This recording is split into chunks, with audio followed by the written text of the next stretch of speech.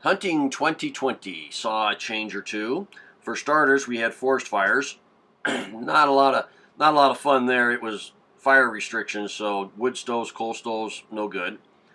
We passed a tank. Had to take a picture of the tank.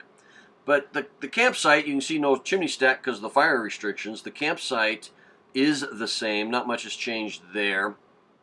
We had a new location.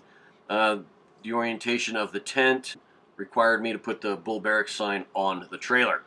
Now, if you're looking for simple upgrades to your hunting tent, you may not be aware, my gear's on the left there, that pad underneath my sleeping bag, oh yeah, you're truck camping anyway, bring one of those.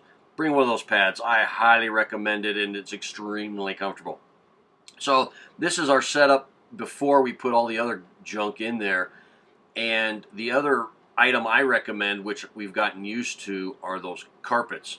The carpeting is very nice when you just roll out of your sleeping bag, put your feet down on carpet, and it helps keep the tent a little bit warmer and a little bit cleaner.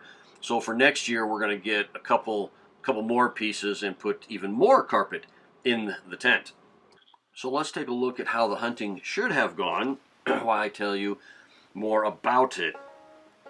The forest fires were extreme here in Colorado. I did my hunting in Colorado, and we saw zero signs of elk. No tracks, no scat, nothing.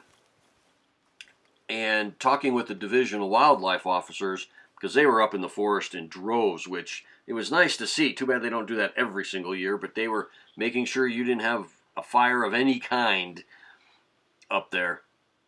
But talking with the Division of Wildlife officers, they only saw one elk being pulled out. I only saw one when I was up there, and they said a handful of deer. And of course, our licenses were for elk, and we saw plenty of deer.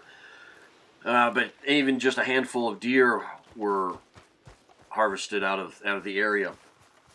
Well, because of the fire restrictions and piss poor planning on our part, because we should have known that the wood-burning stove we couldn't have used, put a rush on propane. Yeah, the store in the closest town made a killing that night because all the hunters had to come down and get more propane than they had brought, because we only brought it for cooking. We didn't bring it for heating. So we needed some more for heating, and we needed a bigger heater to heat that huge tent up with.